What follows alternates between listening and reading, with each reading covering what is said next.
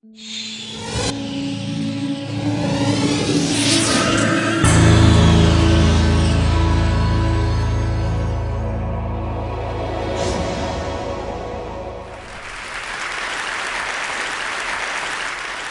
I'm going to talk about work, specifically why people can't seem to get work done at work, which is a problem we all kind of have. But let's sort of start at the beginning. So we have companies and nonprofits and charities and all these groups that have employees or volunteers of some sort.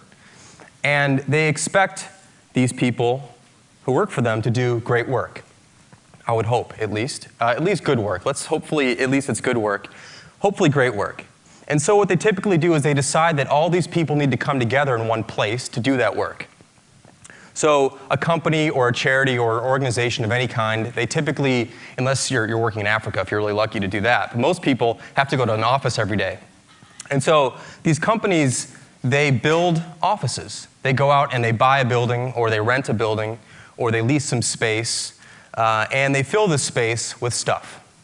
They fill it with tables or desks, chairs, computer equipment, software, internet access, maybe a fridge, maybe a few other things. And they expect their employees or their volunteers to come to that location every day to do great work. It seems like it's perfectly reasonable to ask that. However, if you actually talk to people and even question yourself, and you ask yourself, where do you really want to go when you really need to get something done? You'll find out that people don't say what businesses think they would say. If you ask people the question, where do you really need to go when you need to get something done, you typically get three different kinds of answers. One is kind of a place or a location or a room. Another one is a moving object. And a third is a time. So here's some examples. When I ask people, and I've been asking people this question for about 10 years, I ask them, where do you go when you really need to get something done? I'll hear things like the porch, the deck, the kitchen. I'll hear things like an extra room in the house, the basement, the coffee shop, the library. And then you'll hear things like the train, a plane, a car, so the commute.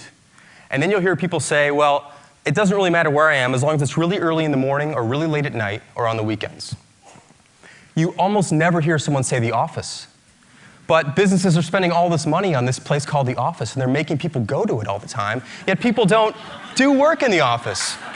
What is that about? Like, why is that? Why is that happening? And what you find out is if you dig a little bit deeper, you find out that people, this is what happens. People go to work, and they're basically trading in their workday for a series of work moments. That's what happens at the office. You don't have a work day anymore. You have work moments. It's like the front door of the office is like a Cuisinart. And you walk in, and your day is shredded to bits. Because you have 15 minutes here and 30 minutes there, and then something else happens, and you're pulled off your work, and you got to do something else, and you have 20 minutes, then it's lunch. Then you have something else to do. And then you got 15 minutes, and someone pulls you aside and asks you this question, and before you know it, it's 5 p.m., right? And you look back on your day, and you realize that you didn't get anything done, right? I mean, we've all been through this. We've probably been through it. We probably went through it yesterday or the day before that. You look back on your day, and you're like, I got nothing done today. I was at work. I sat at my desk. I used my expensive computer. I used the software they told me to use. I went to these meetings I was asked to go to. I did these conference calls. I did all this stuff, but I didn't actually do anything. I just did tasks. I didn't actually get meaningful work done. And what you find is that, especially with creative people, designers, programmers, writers, engineers, thinkers, that people really need long stretches of uninterrupted time to get something done. You cannot ask somebody to be creative in 15 minutes and really think about a problem. You might have a quick idea, but to be in deep thought about a problem and really consider a problem carefully, you need long stretches of uninterrupted time. And even though the workday is typically 8 hours, how many people here have ever had 8 hours to themselves at the office? How about 7 hours? 6? 5? 4? When's the last time you had 3 hours to yourself at the office? 2 hours? 1 maybe? Very, very few people actually have long stretches of uninterrupted time at an office. And this is why people choose to do work at home, or they might go to the office, but they might go to the office really early in the day. or late at night when no one's around, or they stick around whenever after everyone's left, or they go in on the weekends, or they get work done on the plane, or they get work done in the car or in the train because there are no distractions. Now, there are different kinds of distractions, but there aren't the really bad kind of distractions, which I'll talk about in just a minute.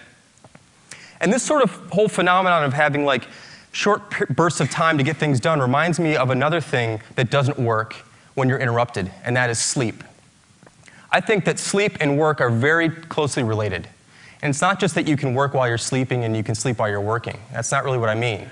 I'm talking specifically about the fact that sleep and work are phase-based or stage-based events. So sleep is about sleep phases or stages. Some people call them different things. There's 5 of them. And in order to get to the really deep ones, the really meaningful ones, you have to go through the early ones.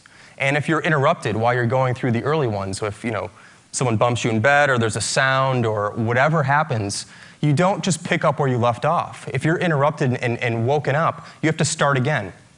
So you have to go back a few phases and start again. And what ends up happening, sometimes you might have days like this where you wake up at 8 in the morning or 7 in the morning or whenever you get up and you're like, man, I didn't really sleep very well. I did the sleep thing, I went to bed, I laid down, but I didn't really sleep. Because sleep is not, people say you go to sleep, but you really don't go to sleep. You go towards sleep. It just takes a while. You got to go through these phases and stuff. And if you're interrupted, you don't sleep well. So how do we expect, does anyone here expect someone to sleep well if they're interrupted all night? I don't think anyone would say yes. Why do we expect people to work well if they're being interrupted all day at the office? How can we possibly expect people to do their job if they're going to the office to be interrupted? That doesn't really seem like it makes a lot of sense to me. So what are these interruptions that happen at the office that don't happen in other places? Because in other places you can have interruptions like you can have, the TV, or you could go for a walk, or there's a fridge downstairs, or you've got your own couch, or whatever you want to do. And if you talk to certain managers, they'll tell you that they don't want their employees to work at home because of these distractions.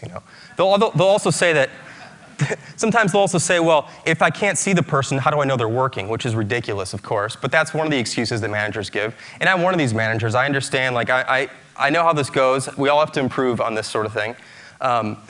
But oftentimes they'll cite distractions. I can't let someone work at home. They'll watch TV. They'll do this other thing. It turns out that those aren't the things that are really distracting, because those are voluntary distractions. You decide when you want to be distracted by the TV. You decide when you want to turn something on. You decide when you want to go downstairs or go for a walk. At the office, most of the interruptions and distractions that really cause people not to get work done are involuntary. So let's go through a couple of those. Now, managers and bosses will often have you think that the real distractions at work are things like Facebook and Twitter and YouTube and other websites. And in fact, they'll go so far as to actually ban these sites at work. Some of you may work at places where you can't get to these certain sites. I mean, is this China? What the hell is going on here? You can't go to a website at work, and that's the problem? That's why people aren't getting work done, because they're going to Facebook and they're going to Twitter? That's kind of ridiculous. It's a total decoy. And, today's Facebook and Twitter and YouTube, these things are just modern-day smoke breaks. No one cared about letting people take a smoke break for 15 minutes 10 years ago. So why does everyone care about someone going to Facebook here and there, Twitter here and there, YouTube here and there? Those aren't the real problems in the office.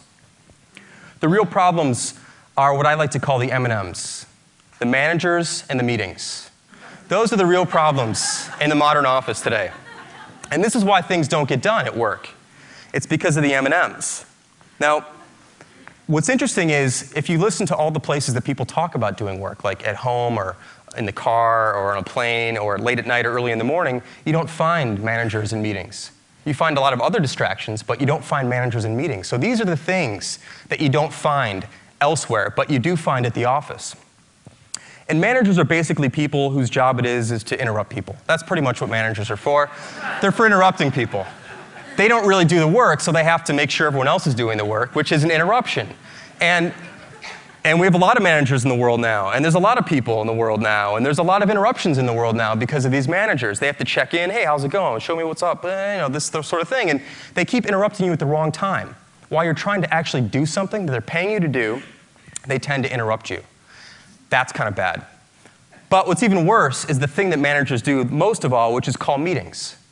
And meetings are just toxic, terrible, poisonous things during the day at work. We all know this to be true. And you would never see a spontaneous meeting called by employees. It doesn't work that way. It's like the manager calls the meeting, so the employees can all come together. And it's an incredibly disruptive thing to do to people, is to say, hey, look, we're going to bring 10 people together right now and have a meeting. I don't care what you're doing.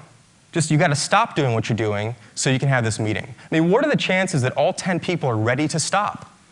What if they're thinking about something important? What if they're doing important work? All of a sudden, you're telling them they have to stop doing that to do something else. So they go into a meeting room, they get together, and they talk about stuff that doesn't really matter, usually, because meetings aren't work. Meetings are places to go talk about things you're supposed to be doing later. But meetings also procreate. So one meeting tends to lead to another meeting and tends to lead to another meeting. There's often too many people in the meetings, and they're very, very expensive to the organization.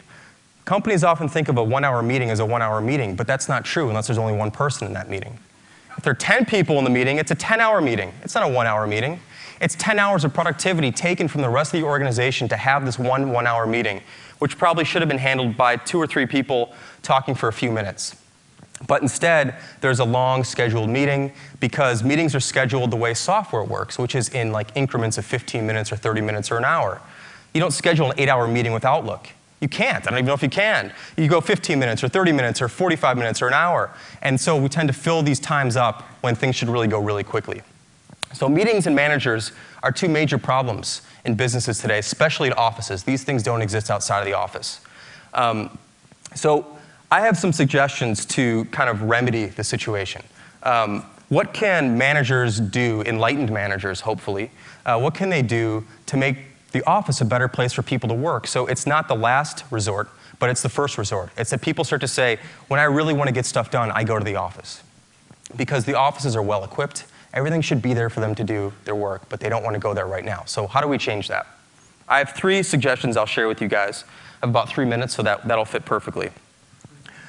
We've all heard of the casual Friday thing. I don't know if people still do that, but how about no talk Thursdays? How about pick just one Thursday once a month and cut that day in half and just say the afternoon. I'll make it really easy for you. So just the afternoon, one Thursday, the first Thursday of the month, just the afternoon, nobody in the office can talk to each other. Just silence. That's it. And what you'll find is that a tremendous amount of work actually gets done when no one talks to each other. This is when people actually get stuff done, is when no one's bothering them and no one's interrupting them. And you can give someone, giving someone 4 hours of uninterrupted time is the best gift you can give anybody at work. It's better than a computer. It's better than a new monitor. It's better than new software. Whatever people typically use, giving them 4 hours of quiet time at the office is going to be incredibly valuable.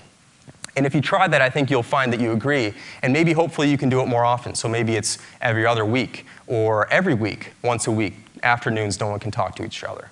That's something that you'll find will really, really work.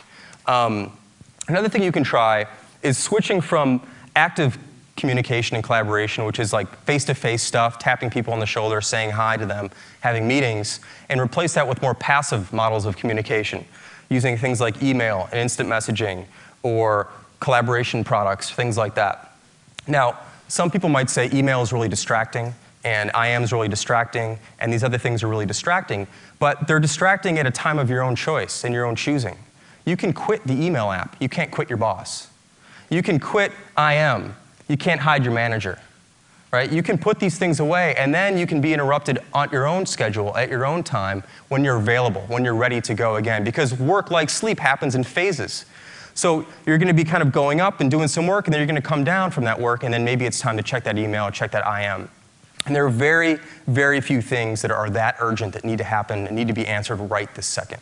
So if you're a manager, start encouraging people to use more things like IM and email and other things that someone else can put away and they can get back to you on their own schedule. And the last suggestion I have is that if you do have a meeting coming up, if you have the power, just cancel it. Just cancel that next meeting. Today's Friday, so Monday, usually people have meetings on Monday, just don't have it.